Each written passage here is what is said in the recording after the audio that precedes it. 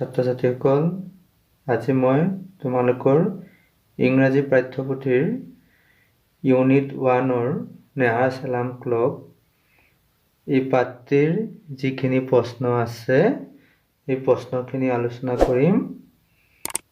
গতিকে তোমালোকে ভিডিঅ'টি শেষলৈকে চাবা।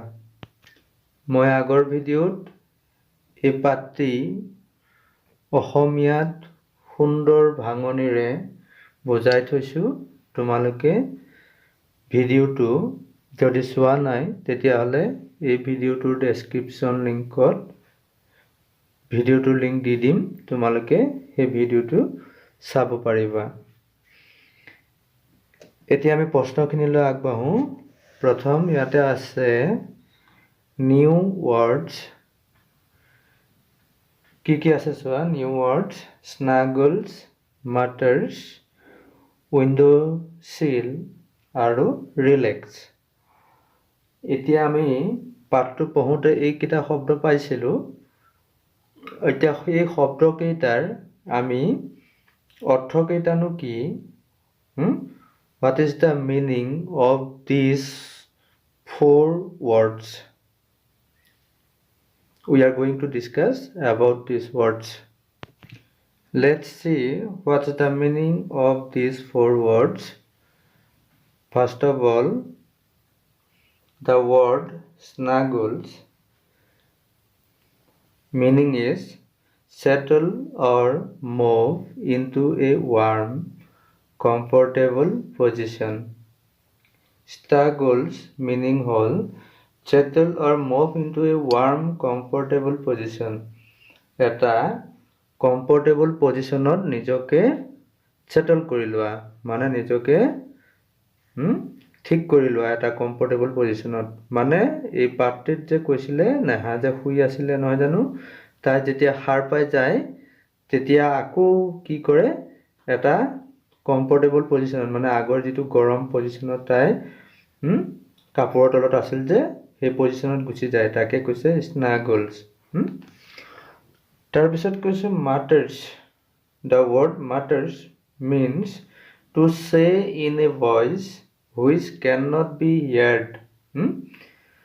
To say in a voice which cannot be heard, মানে এনেকুৱা এটা শব্দ যিটো শুনা নাযায়, মানে একেবাৰে সৰু উচ্চাৰণৰ সৈতে কোৱা এটা শব্দ, তাকে মাটাৰ্ছ বুলি কোৱা হৈছে।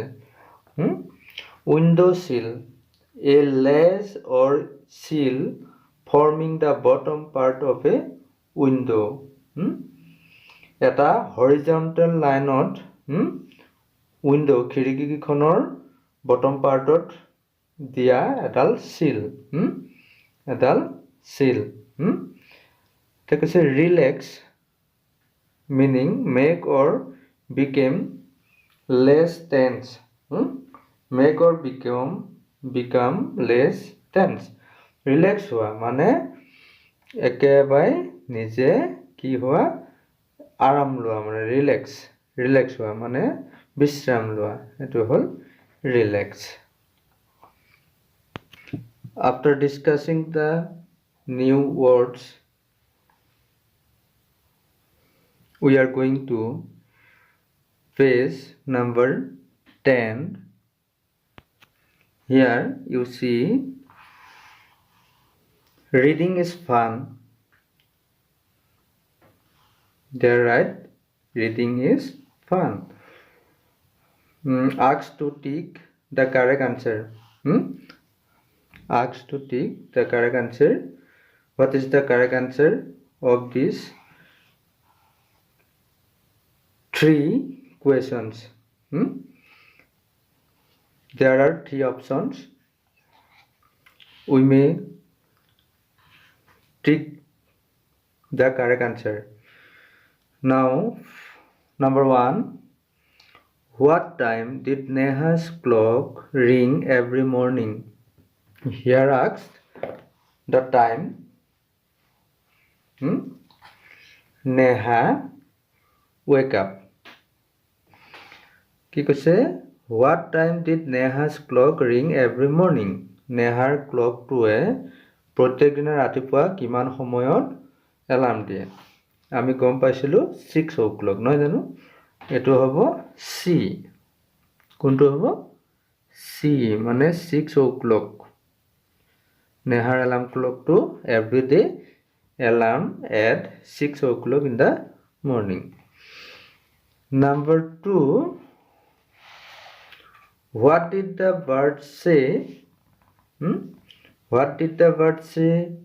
চৰাইবিলাকে কি কৈছিল the bird say wake up he চৰাইবিলাকে কোৱা নাই যে sleep on শুই থকা বা go and play যোৱা আৰু খেলা এই বুলি কোৱা নাই wake up কৈছিলে নেহা গতিকে এটো আনসাৰ হ'ব B this question answer is B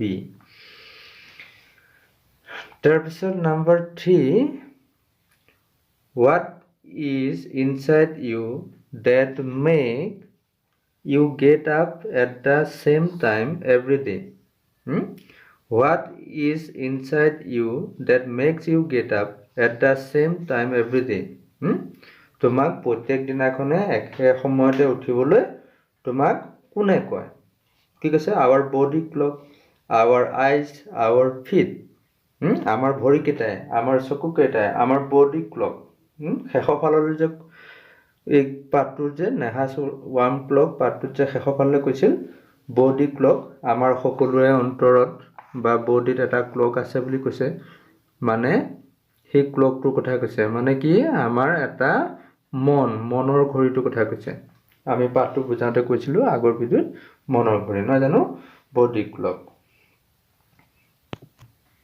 now number 4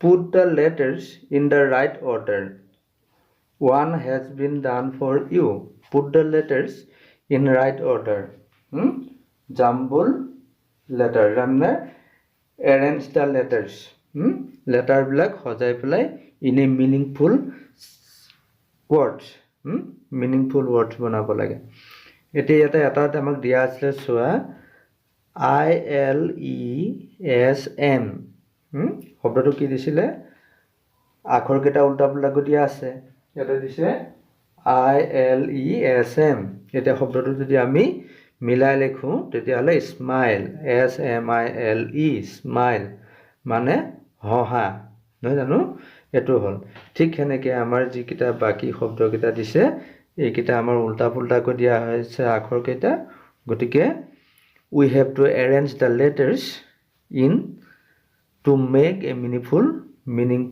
words now we will try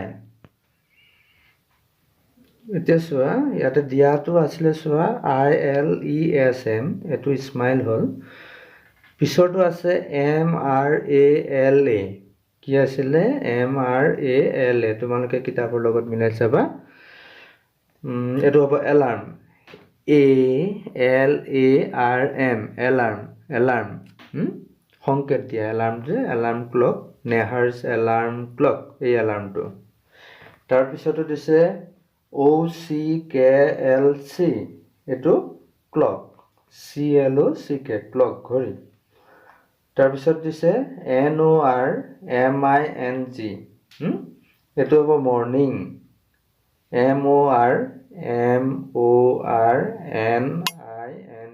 morning ৰাতিপুৱা তাৰ পিছত দিছে সোয়া EDORNS এটো হ'ব snort SNORED snort means নাকৰ শব্দ শুনতে মানুহ যে নাকৰ শব্দ দিয়ে make a noise of nose মানে নাকৰ শব্দ snort SNORED তাৰ পিছতো হ'ব WODWIN এটো হ'ব window window খিৰিকী তাৰ পিছতে পেজ নাম্বাৰ 12 ত তোমালোকে চোৱা এখন কি দিছে Scert দিছে Scert খনত কিছুমান লেটাৰ দিয়া হৈ আছে আৰু এই Scert খনৰ পৰা কিছুমান একে লগত থকা লেটাৰ মিলাই পেলাই শব্দ বনাব দিছে এই শব্দখিনি আমি বনাবলৈ যত্ন কৰিম এটা চোৱা word building কৈছে find the hidden words লুকাই থকা শব্দকেইটা বাছিব লৈছে এটা শব্দকেইটা কি হ'ব পাৰে mother birds clock alarm happy morning holiday hungry Sunday এতিয়া you have to choose these words from the given table দিয়া টেবুলখনৰ পৰা তোমালোকে কি কৰিব লাগে শব্দকেইটা বাছিব লাগে এতিয়া চোৱাচোন বাৰু অলপ তোমালোকে মনোযোগ দি ইয়াতে চাবা তোমালোকে শব্দবিলাক বাছিব পাৰিবা এতিয়া মই এটা জাস্ট তোমালোকক ইয়াতে এটা কৰি দিছে